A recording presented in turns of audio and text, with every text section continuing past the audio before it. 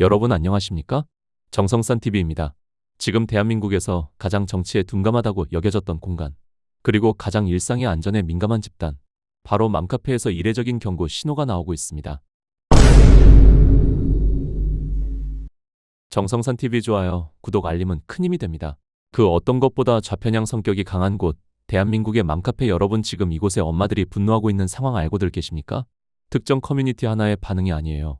지역 맘카페들, 육아카페, 학부모 단톡방까지 비슷한 걱정들이 튀어나오고 있습니다. 이상하죠?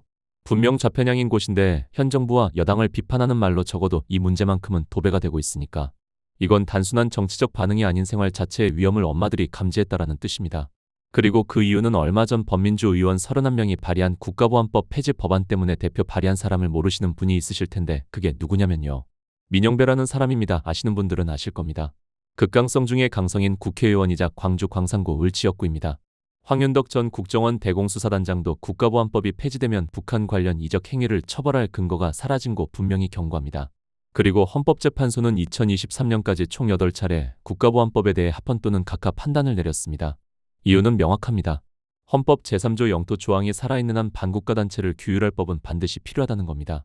민영배와 김준영 의원, 윤종 원내대표 등이 국가보안법 폐지안을 대표 발의하며 발의 이유로는 국가보안법은 제정 당시 일본 제국주의 치안유지법을 계승하여 사상의 자유를 억압한 악법이라며 냉전체제의 해체와 남북 유엔 동시가입, 남북기본합의서 체결 이후 존속 근거가 사라졌다고 법안 제2서에 적었습니다.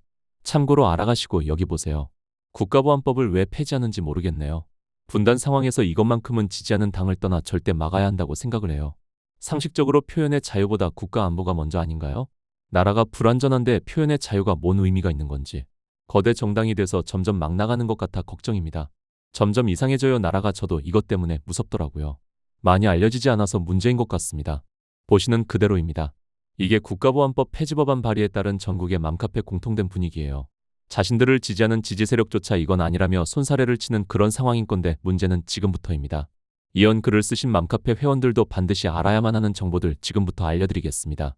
이 범여권 의원 31명이 국가보안법 폐지 법안을 발의를 했을 때 가장 먼저 반발한 곳이 어딘 줄 아세요? 시민단체도 야당도 아닌 바로 경찰 내부 안보수사 라인들입니다. 현직, 전직 안보수사 관계자들이 제일 먼저 반발했어요. 이거 통과되고 시행이 되면 간첩수사는 사실 올스톱된다고, 본격적으로 어떤 상황이 벌어지는지, 법적으로 무슨 충돌이 생기는지 바로 알아보겠습니다. 경찰 이쪽 라인분들은 국가보안법이 폐지가 되면 간첩수사는 사실상 아예 올스톱이 된다라고 말을 하고 있습니다. 근데 이 국가보안법을 폐지하라고 아우성인 민영배 포함 역적 같은 인간들은 이렇게 말을 하죠. 간첩법을 개정하면 되지 않냐. 자, 근데 여기서 얘네들의 아주 얄팍한 개수작질이 드러나요.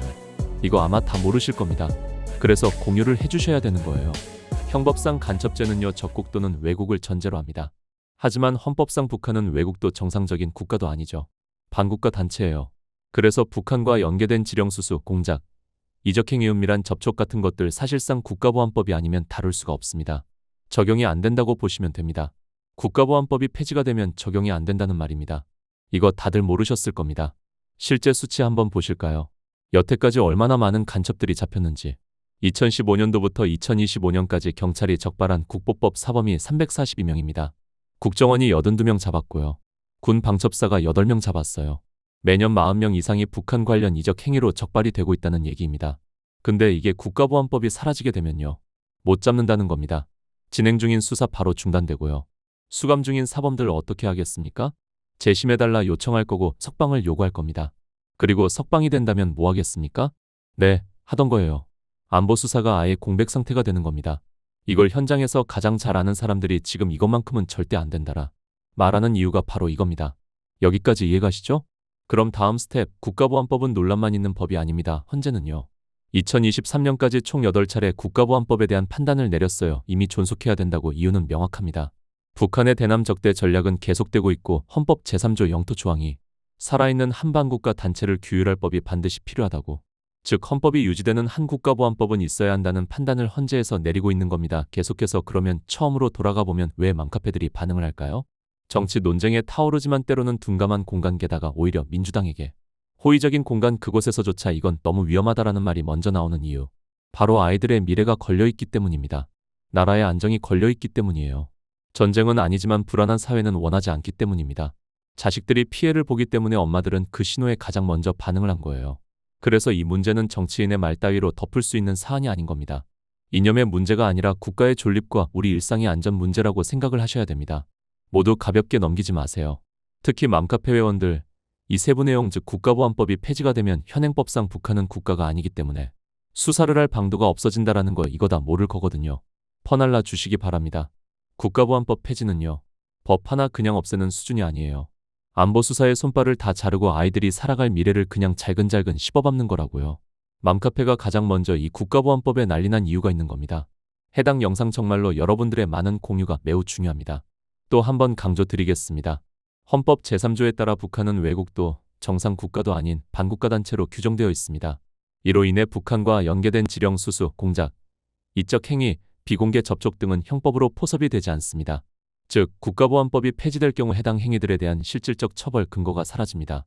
경찰, 국정원, 군, 방첩기관이 수십 년간 축적해온 안보수사 체계는 국가보안법을 중심으로 설계되어 있습니다. 폐지 시에는 진행 중인 수사가 중단될 가능성이 크고 이미 수감 중인 사범들에 대해서도 재심 석방 요구가 이어질 수 있습니다. 이는 단기간의 혼란을 넘어 안보수사 전반에 구조적 공백을 초래할 수 있다는 현장 관계자들의 공통된 우려입니다. 지금 이 문제를 단순한 법 개정이나 정치적 주장 정도로 보면 안 됩니다. 대한민국 헌법상 북한은 외국도 정상 국가도 아닙니다. 명확한 반국가 단체입니다. 이 전제 위에서 지금까지 우리의 안보 법체계가 구축되어 왔습니다. 그런데 지금 민주당을 중심으로 한범여권 세력이 이 전제를 무너뜨리는 선택을 추진하고 있습니다.